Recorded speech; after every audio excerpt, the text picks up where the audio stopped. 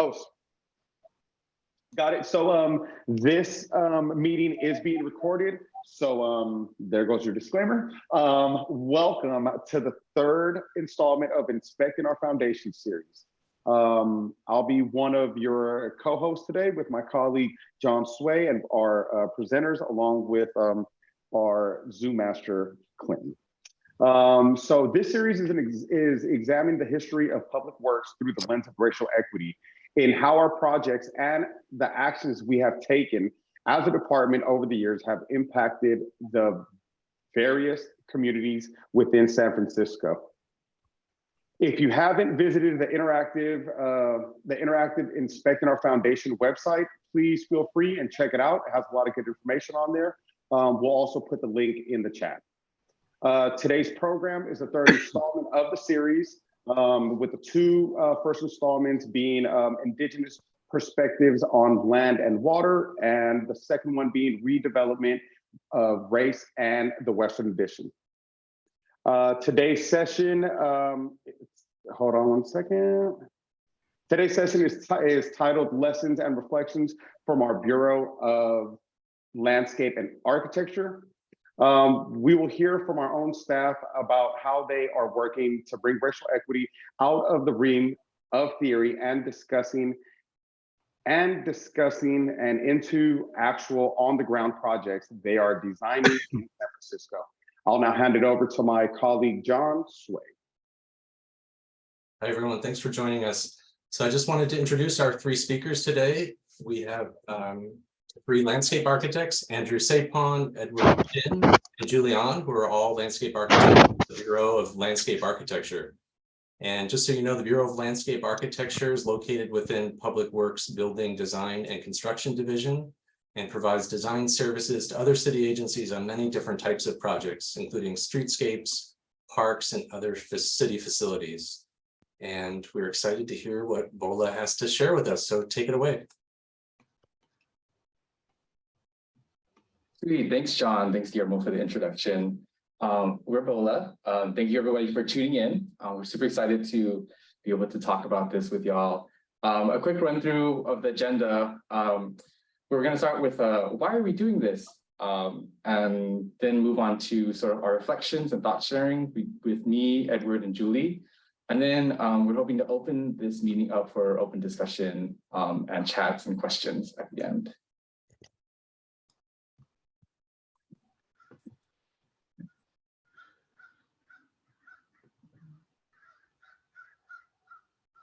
Hi, everyone. This is Julie on. Thank you to John and Guillermo again for hosting, and to my fellow panelists, Edward and Andrew. So as Andrew said, we do want to start the discussion by talking about why are we doing this? Why are we having this conversation in the first place?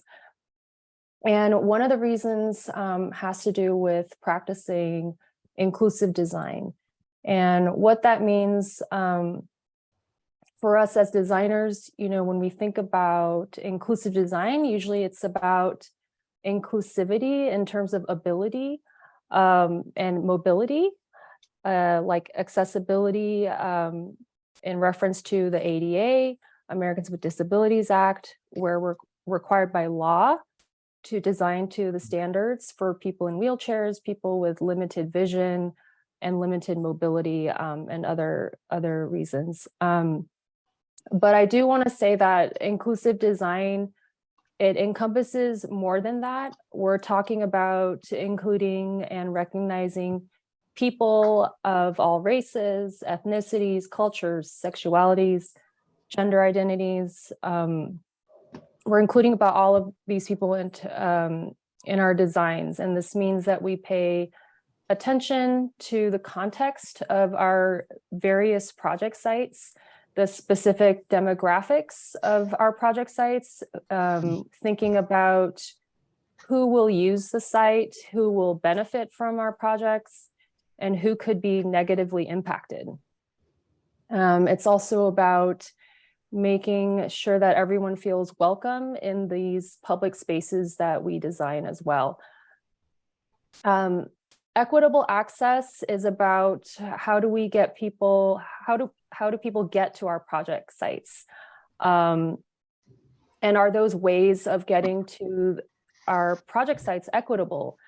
For example, if the city is investing in improving a portion of Golden Gate Park, how do we ensure that people from all across the city, including neighbors that are the furthest away from the park, have that equitable access? Hi, everyone. I'm Edward Chin, and I'm going to talk about how this is important for the design process. As Julie stated, we need to, and when we're designing a project, we need to look at the context of the project, in which community the project affects, and if there are communities of color that there are culturally appropriate information and notices that go out to the community, via notices that are in the text of the local community, that this will then also strengthen our ties with the community and building relationships. And as noted, we would observe the how the community utilizes these spaces so that our future design reflects the needs and goals of the community. During the process of meeting with the community, we want to make sure that everyone is heard, and as such, we would employ breakout groups so that the loudest voice doesn't get overshadow people who may not be comfortable speaking out, and also utilizing online surveys. Awesome. Hey folks, Andrew Saephan here. So also why we're doing this is we want to practice innovation, and oftentimes we talk about innovation design as technological or scientific, but we also have to think about social innovation, and that's where racial equity really plays a big role in this, racial equity as innovation in the work that we do. And that helps us, to promote awareness and also understand and learn sort of the honest history and the true history of a site, to give us more understanding to base our designs and to base our solutions off of. Another reason why we want to do this is also we want to recognize our role as designers and the positions that we hold, especially at the city, our positions of power and decision-making. And we think about this and in how we're positioned in our very unique situation, and think about, how do we include elements of advocacy in the work that we do? And for us in landscape architecture, it's inside landscape design, and also thinking about it, how do we do that outside, or before a project comes to us. So to summarize, this presentation is only meant to be a reflection and thought sharing session, of the three of us. It's not necessarily a solution-based presentation, but just our thoughts on the projects that we've been working on.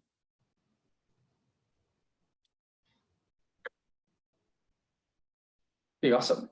So I'll start us off with sharing about sort of my reflections on a project that I worked on, which is the Buff Street Tree Nursery. And I guess to start off, just a little bit about myself is that, I'm a Bay Area local. I was born and raised in East Oakland, second generation. My family came over from Laos during the Vietnam War as refugees to escape the violence. And we settled in a part of Oakland that is low income and is primarily people of color. And growing up, I always noticed that, my schools and parks and other urban amenities were, not the same as our neighboring, more rich and white neighbors. And that got me thinking a lot about, why these things happen, and drives me a lot to do the work that I do. And so I sort of carry that perspective and that experience with me in the work that I do all the time here. And I joined Public Works a few years ago, so I'm fairly new, and I don't hold the highest position in the department, but I think that also gives me a very interesting view into things, and it allows me to sort of think outside the box and not preoccupy myself, I guess, in the common procedures that folks who have been working in the city a lot have at the forefront of their mind. But I think that also gives me an interesting way of thinking in the profession too.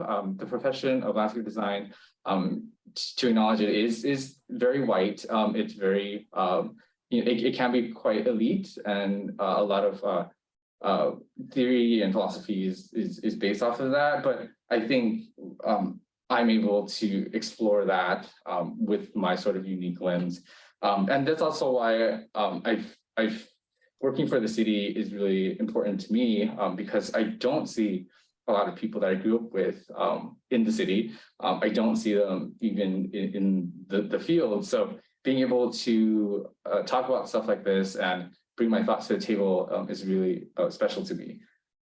But I guess also to just start off then, talking about the Buff Nursery is a little bit the context about the project.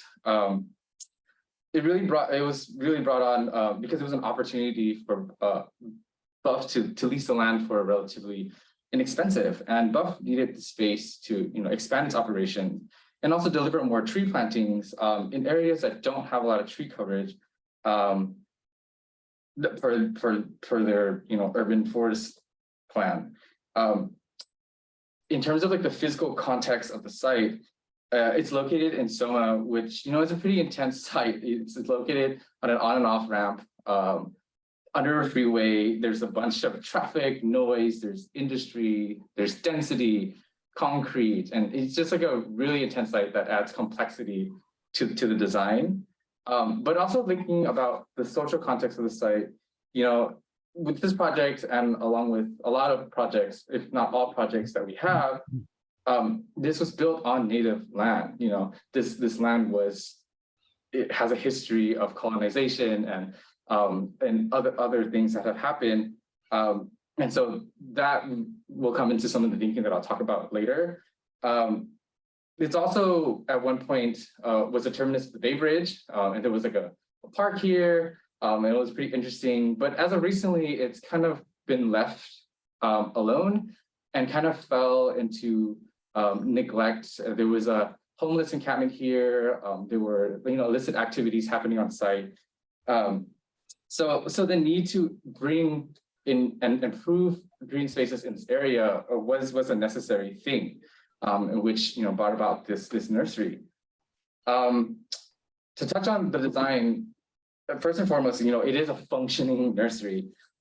There's materials, there's things to carry out operations, there's machinery, vehicles, and there's like storage containers and actual trees being grown here. But there's also like room for planting and community and classroom areas. So landscape architecture was brought in to do a lot of the landscape architectural design, which includes like the actual site design, circulation, planting, lighting, fencing, detailing, massing, site programming, developing concepts, the look and feel, and to producing visualizations like I have here. And so I want to recognize that landscape architecture, as landscape architects and designers, we do a lot. Our scope of work is very dense, and so in talking about landscape art, talk about racial equity, it adds a level of complexity to the equation that I just want to highlight as we talk through this. The project was approached in 2 phases. The first phase being the fencing, and the second phase being the nursery build out. And right now, actually, if you come to the site off the 5th Street Harrison exit, you'll see that the fence is up, and it's actually a really nice fence. And it's also really necessary for the success and the operations of the site. But I think it also has some implications that I'll talk about later in a bit. But all in all, this is a really important green space. It's gonna have planted areas. It's gonna soften the site, and it's gonna bring productive and activity to the site that it once didn't have. I think also some of the magic in design is also in the programming, and that's kind of like where I want to start going and starting to think about how this connects to racial equity.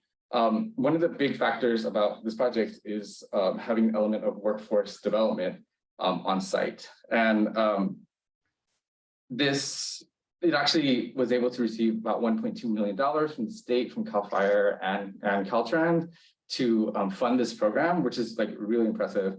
But I think when we talk about workforce development, we also talk about, you know, creating economic opportunities for people, people who are low income, and traditionally that's been people of color in the city of San Francisco.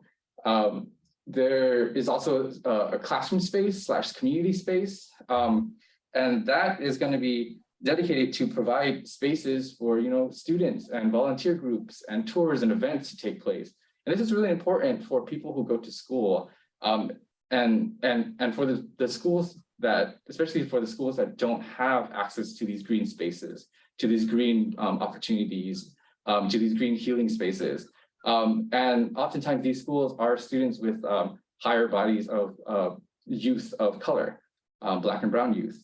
And I think, like, all in all, like the idea that we're getting more trees in the city is really good.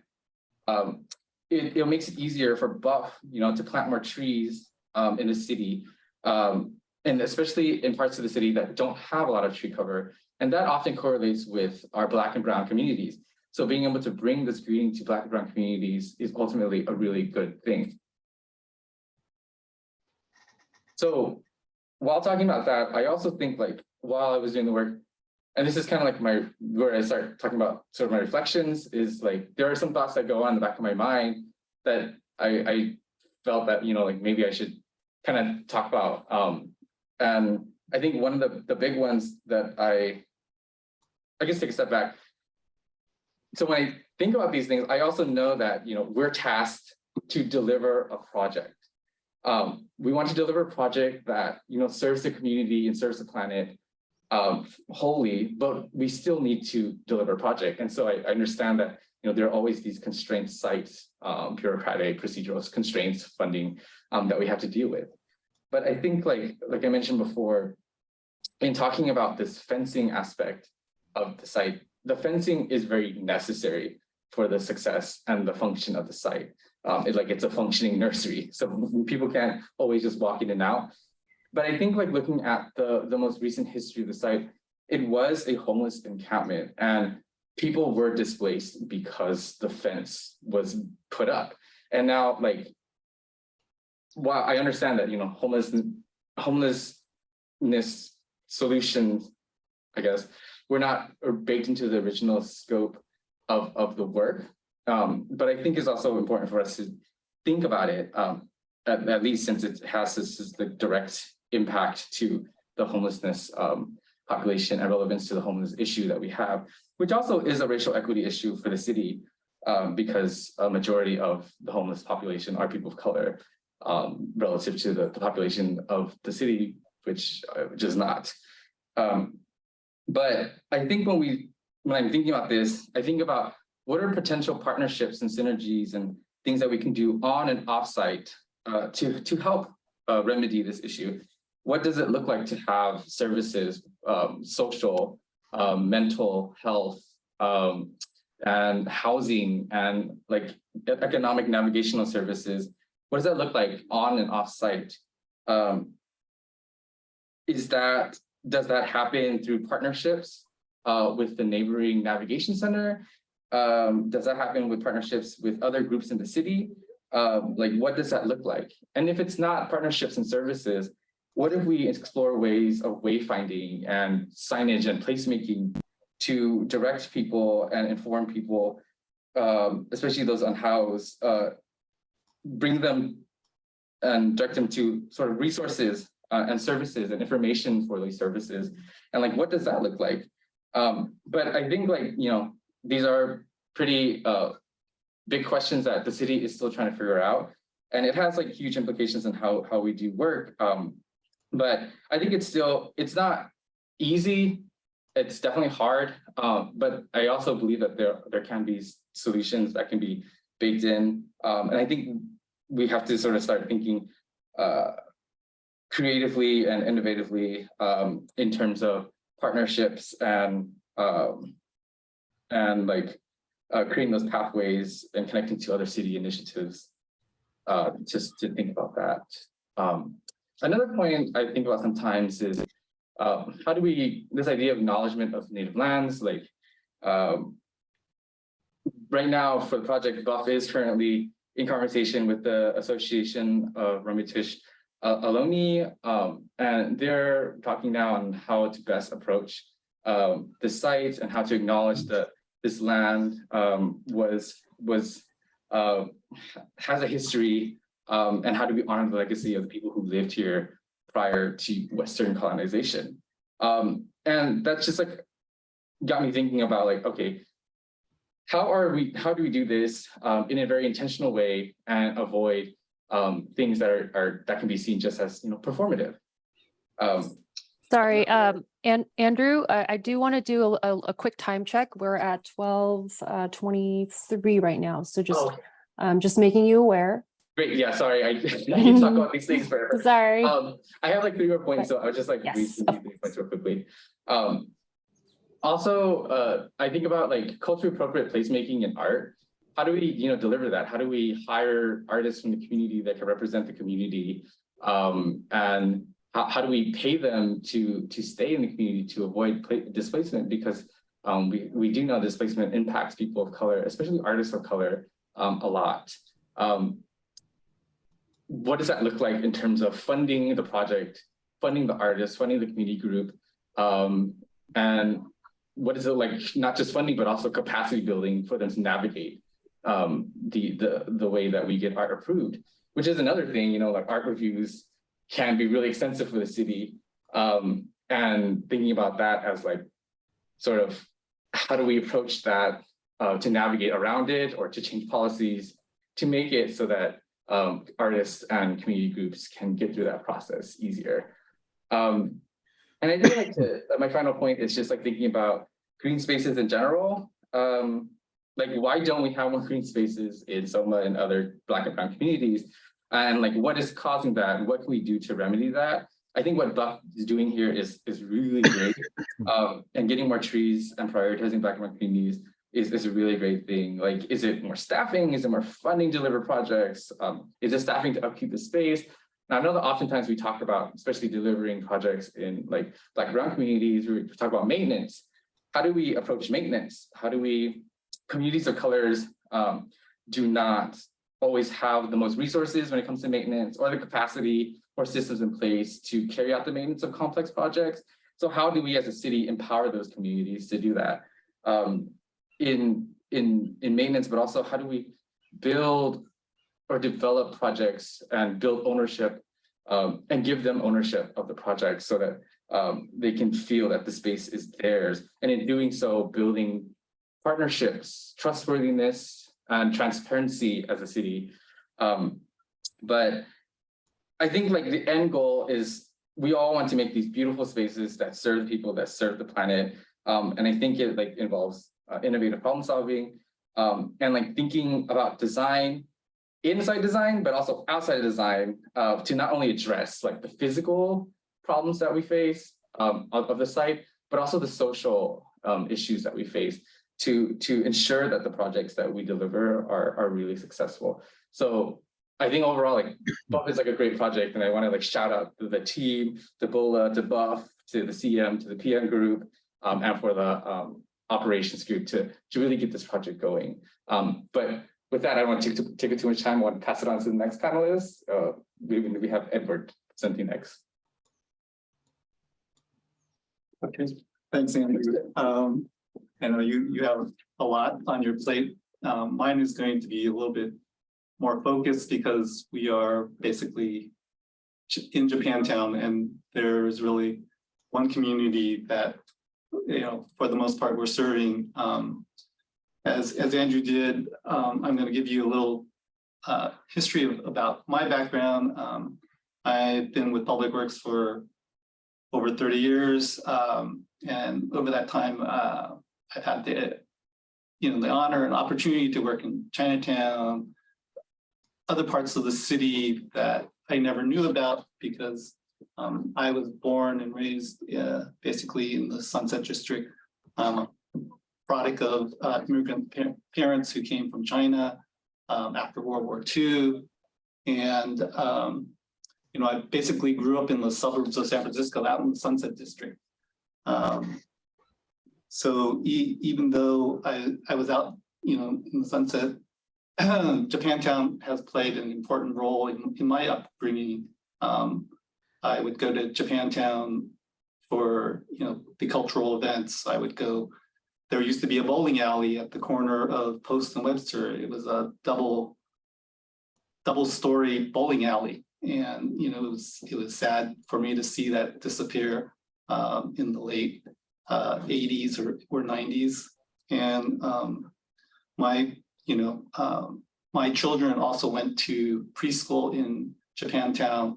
So, when the project landed on my desk, it was my opportunity to give back to the community. And,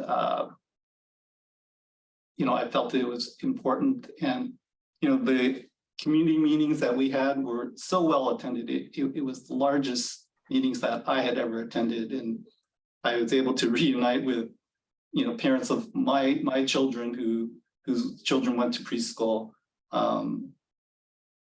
So, when I was first asked to participate in this discussion, I had mixed feelings because the community here has been displaced, during World War II because of the internment, and then they were again displaced during redevelopment in the 1960s.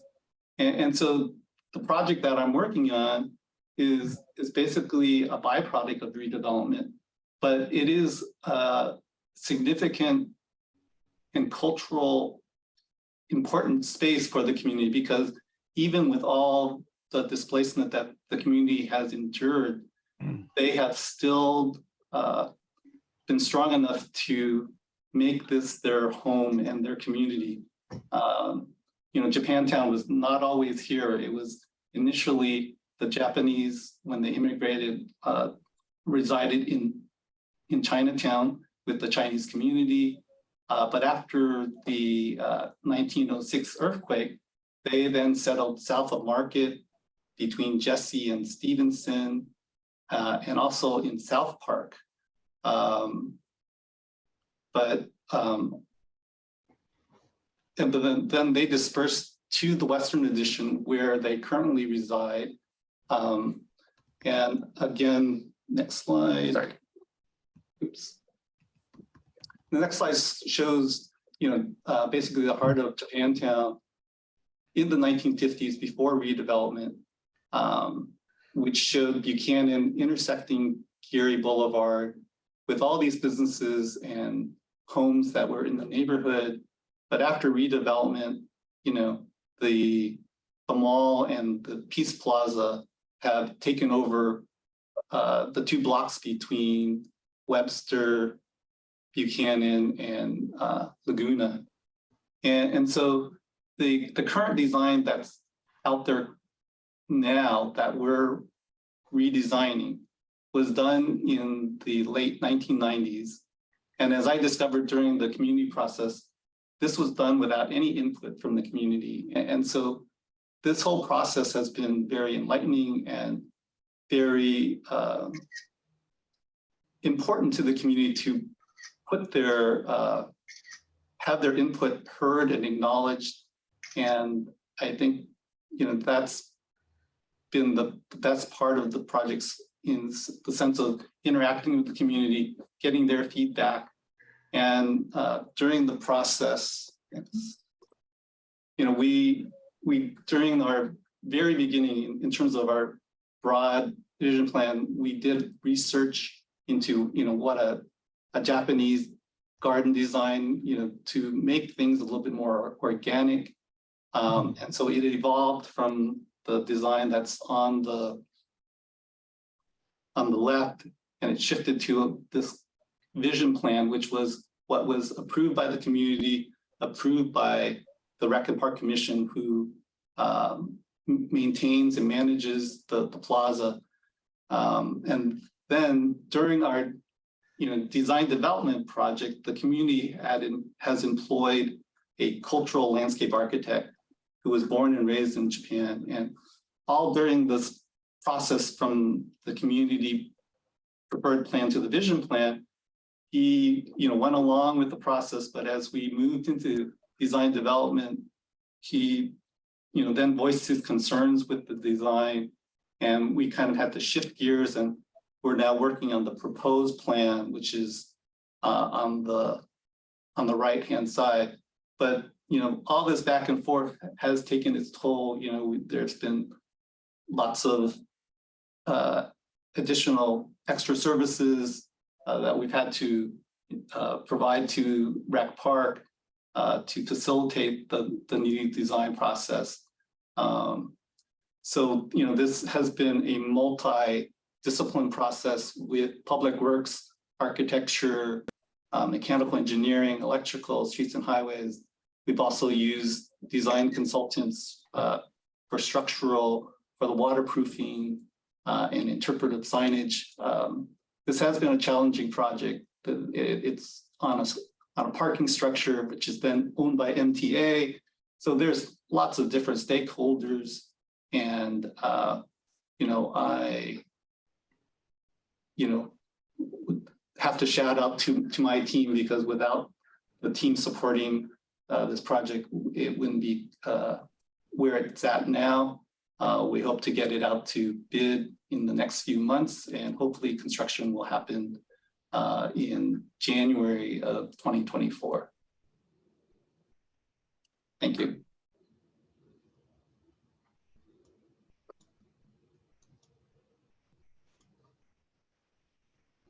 Good afternoon, everyone. Thank you so much for joining us today.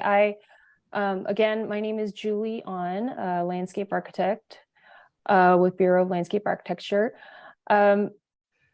Before I start talking about 6th Street improvement, I do want to share a little bit about myself. I'm a second generation Korean American. My parents immigrated to San Francisco from Korea in the late 1970s, early 80s. And they were in the restaurant business for many, many years.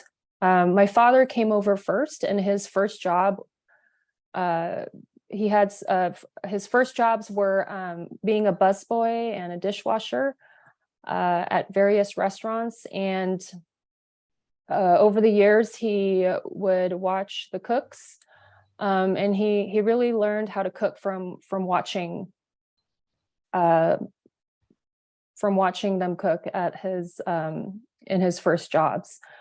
And then he went back to Korea to marry my mother, and came back to South San Francisco, actually, at first with her, and they opened up a cafe in South San Francisco called Cable Car Cafe. And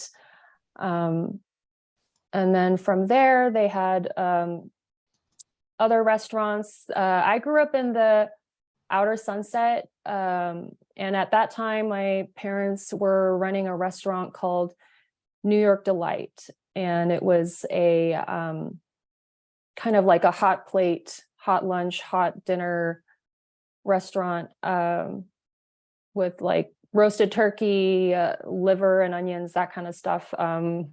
My parents would cook and serve every day. And then eventually my family moved to the East Bay, where I attended school, including college. I went to UC Berkeley, where I studied landscape architecture. And then fast forward to working for the city today, and which is kind of, it's great because I'm working for the city where I grew up, where I was raised. And I still have fond memories of walking to Ocean Beach and Golden Gate Park with my parents. So that's a little bit about myself. For this presentation, I wanted to talk about 6th Street improvement. So the 6th Street project, it's a street improvement project that focuses on pedestrian safety, and it commemorates 3 important cultural districts that come together in this area south of Market Street on 6th Street.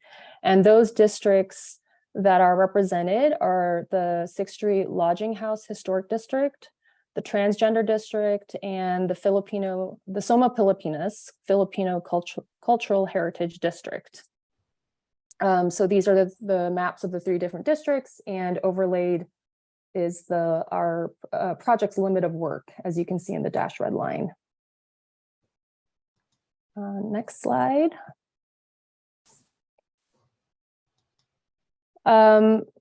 So more about the 6th Street Improvement Project. The area, it spans from Market Street all the way to Howard Street. It includes new infrastructure improvements, bulb outs, new lighting, paving, decorative crosswalks, and commemorative plaques that celebrate important figures from each of these 3 cultural districts. And those plaques are planned to be inset into the sidewalk at these various locations that you see on this site plan.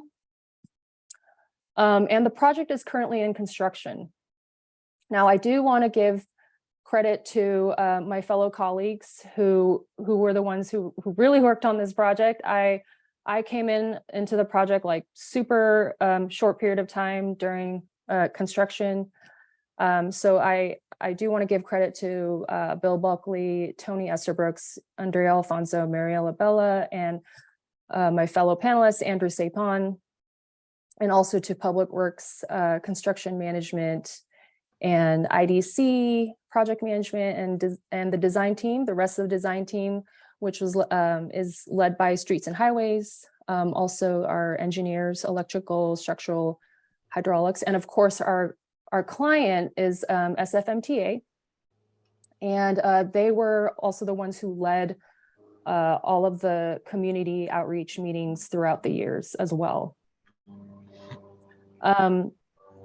And as I said, I was pulled into the project to meet a deadline during construction, and it was working with the manufacturer of these plaques to get all 18 of them. There's 18 plaques, so 6 for each cultural district, to get the images finalized. And one of the plaques, as you can see in this plan here above the number 2, the one on the right there, one of the plaques commemorates the International Hotel. And then I realized the connection to the history of the International Hotel from our very own Inspecting Our Foundations piece, where I learned about historic Manila Town and the I Hotel and our department's role in the history of the I Hotel. Next slide. So a little bit about the history of International Hotel. So the International Hotel was located in the northern part of historic Manila Town, which was located on the 10 blocks along Kearney Street, starting on Market Street, so north of Market. And it was home to about 30,000 Filipinos. And it was the cultural and economic hub for the city's Filipino community from the 1920s to the 1970s. So you can see in the map on the left, there's an outline on Kearney, so north of Market, kind of roughly where historic Manila Town was located. And the International Hotel, it was a residential single room occupancy hotel. It was known to be the heart of historic Manila Town, and it housed about 200 working class, mostly elderly Filipinos. The I Hotel and historic Manila Town was unfortunately part of a larger master plan for the redevelopment of the city. And with Manila Town at the border of the growing financial district. And much of historic Manila Town was demolished, including many other SROs, hotels where elderly Filipinos lived. And in the 1960s, the owner of the owners of the I Hotel were planning to demolish the structure for to build a parking structure. And this would have devastating impacts on the Filipino community, and it would destroy a community space and a neighborhood. And at the time, Public Works was issuing building permit reviews and ultimately permitted for the a demolition permit for the demolition of the I Hotel, which at the time was the last part of historic Manila town. So reading about that from the Inspecting Our Foundations, it really made me kind of learn about the project site at a deeper level. And it was really eye-opening to learn about that. I also want to point out the map on the left again, the south of Market area, where historically, I mean, that is currently the historic Filipino Cultural District, but that is also where many Filipinos settled and immigrated to at that time as well. So it was historic Manila town as well as the south of Market area. And currently, the I Hotel, where the I Hotel stands on Kearney, it's actually a dedicated affordable housing complex for seniors. In the early 2000s, after many years of activism, activists from both Manila town and Chinatown activists fought to build a new affordable housing complex. So that is what it is today. And also you can see on the right, the actual plaque design that we have for the plaque that's going to go into the 6th Street Improvement Project.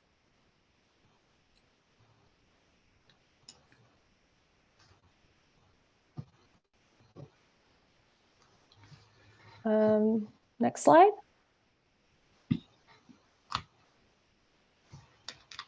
So I do want to open it up now. It's 12:45. We have about 15 minutes left. And I encourage you all to kind of join the discussion. We do see this as an open discussion. And we have some questions that we would like to ask folks in this in the room here. The first question being, do you have a project or process that resonates with you as it relates to inspecting our foundation? What are other ways do you think you can bring racial equity into the work that you do? And what can we do as Public Works employees to serve the public more equitably? So if you have any thoughts on any of these questions, anything that comes to mind, please add to the chat and yeah, I think I think John, Guillermo will be sort of monitoring and facilitating those comments and questions. Yeah, perfect. This is Guillermo. That was wonderful. You guys did a great job. You all did a great job. We have one question in the chat area. It says, we saw the visual changes in the Japantown Peace Plaza, but can you talk about what the changes were from the middle image to the one on the right, and what the Japanese architect saw as problematic and the proposed changes? I don't know if we could answer that now, but if you can, please feel free. Yeah, basically, he didn't like the shapes which were closer to. Could you go back to that slide? Sure. Sure. Let me see if I can navigate. Let's see. This is how it works. Oh, it's going. There you go. Yeah, he didn't like the organic shapes which were closer to Post Street, and didn't like those islands adjacent. So everything to the north, he didn't really like. So he just wanted to, make sure that the shapes responded to the mall buildings, and that there was an overarching concept that tied everything together. He just didn't feel that it worked with the aesthetic that he was looking for. Again, that was a challenge because we weren't given really any feedback during the design process. I mean, he did interject during the visioning process of what he wanted, but at that point we were given the green light to go as we wanted to. And when we came up with the vision plan, we sat down with him and we all came up with this plan. But his understanding was that it was going to get tweaked during the design development, which we weren't aware of. So it was a misunderstanding of where it was going from vision plan to our detailed design.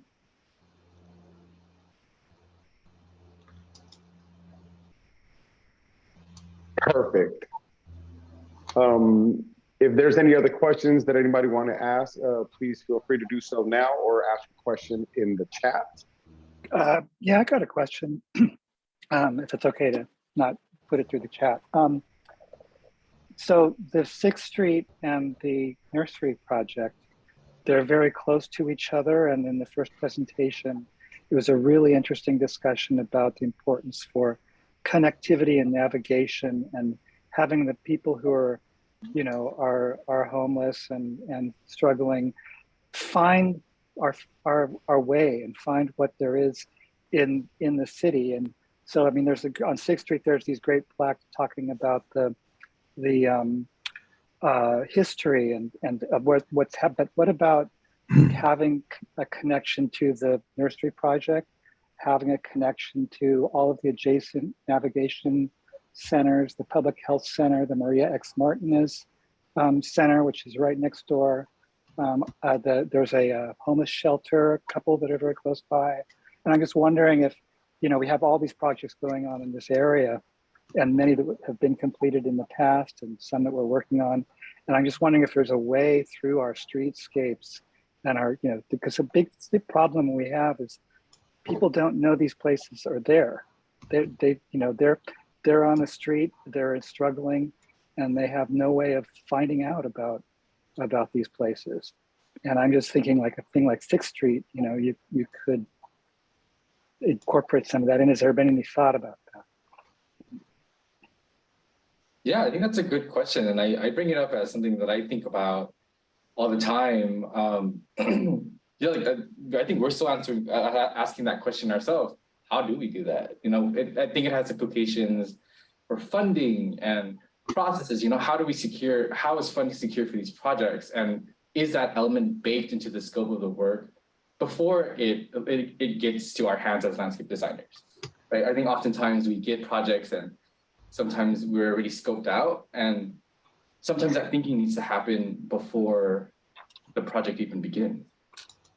Yeah, so like streets and the health department and the architecture and landscape and all these groups, they're all doing these projects, and there's something that's bigger picture needed on this story, that you're talking about in terms of navigation and getting help and the services that we're providing and how to get them.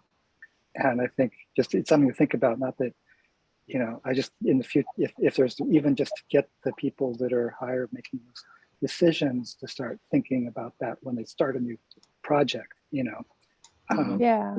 tying all this different work, great work we're doing together and making it known, that all of our different departments are doing. Thank you so much, Colin, for that question. It's a really important question. And I do have something to add to that a little bit. I think we have been in talks. These are things that we have been talking about within our own bureau about kind of cross-agency meetings with, where we invite other departments into our Bureau of Landscape Architecture events. And we kind of exchange ideas and exchange projects, and they can talk about kind of what's the current going-ons of the status of the navigation centers. So I think if we incorporate more of those cross-agency meetings, which we're starting to do more of. I think that would be even more impactful. And also a bigger picture look at these different neighborhoods that are adjacent to each other, like the 6th Street and Buff Nursery. Yes, they're very close to each other. We recently just had within our Bureau of Landscape Architecture, we just had a atelier. We do these bi-monthly or monthly regular meetings within our bureau where we share our own projects that we're working on. Because sometimes even within our own bureau, we're like, what is so-and-so working on? What are, I'm sure you know that in architecture, it's like, what is this section working on? And so we just had one with McLaren Park. We were looking at all of the projects that we as a bureau have been working on throughout the years throughout McLaren Park. And it's like, oh, I didn't know so-and-so was working on this project. It's right next to mine. So I think just even doing those kinds of things within your own bureau of like, oh, your project is like right next door to mine, and just sharing that and sharing your projects and sharing all these stories is super helpful. And we even invited, Rec and Parks, our client, to talk about the bigger picture master plan of McLaren Park. So it's all of it, like just getting together and sharing these projects, and then also inviting other agencies. Like in Chinatown, we're doing Chinatown Public Health Center.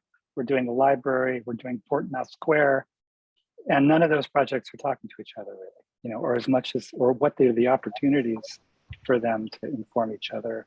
Just if it's even just in signage or art, or just connecting to the community. They're all. It's just an opportunity that I think we have as an organization that I think we should do more of. Nice. Yes. We just have a couple more minutes for questions. There's one in the chat about language access. Do you think there's ways that we can improve language access efforts, and how can we make it easier for non-English speakers to access info about our projects as well as provide feedback? Any quick thoughts on that question? Well, during our community meetings for Japantown, we had Japanese speaking facilitators who at tables that were just for those people who felt more comfortable speaking Japanese, and that information then was filtered and provided to us afterwards. So I think that's critical. If there are non-English speaking people in the community, that we provide interpreters that can speak for them, or get their information. I think like language translation, but also the way that the language is delivered. I think with the pandemic, we've explored virtual outreach, and I think that's an opportunity to find the easiest way of outreach, which can lead to the most successful in communicating as much as we can out to as many people as possible.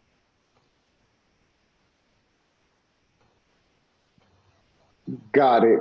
So let's be respectful of everybody's time. We have like 4 minutes left and one more question in the Q&A chat.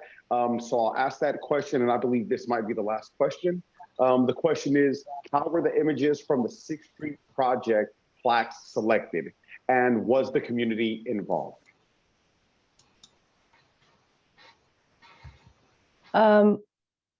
Yes, thank you for that question. I'll take a stab at it.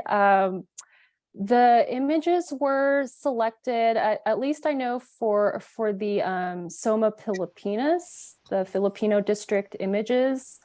We did make contact with the SOMA Pilipinas organization, and it was a lot of back and forth with them and a lot of extensive meetings with the SOMA Pilipinas arts and design community. And we asked them to provide us with 6 images that represented their culture. So we were fortunate enough to communicate directly with SOMA Pilipinas. As far as the other images, let's see, the transgender and the historic lodging house district. Let's see. I'm not Hi, as Julie. familiar with that, but oh, hi. Yes. Hi, this is Bill Bulkley. Hi, Julie. Hi, Bill. If I could just jump in. Yes, of course. Hi, everybody. We were very closely, not quite as closely working with the transgender district because, but we did work very closely with them and they provided their images as well. Not only images, but the images and text. Same for transgender. Same for the SOMA Filipinas district. And then for the lodging house district, we worked a bit with a historic planner from the planning department. And we sort of worked together and researched a lot of that text and image together. So that's how that worked. Thank you, Bill. Yeah, thank you, Bill, for that, for chiming in. So with that, unless there's anything else that the panelists have to say, I believe we will be wrapping it up. Julie, would that be fine? Yes, that sounds great. All right, perfect. Thank you. So that is closing our session today. I really enjoyed it. Hope everybody did also. Thank you for coming and look forward to our next session. Thank you, everybody, for coming. I appreciate it. Make sure everybody has a good one. Thank you. And be Thank safe. you, everyone.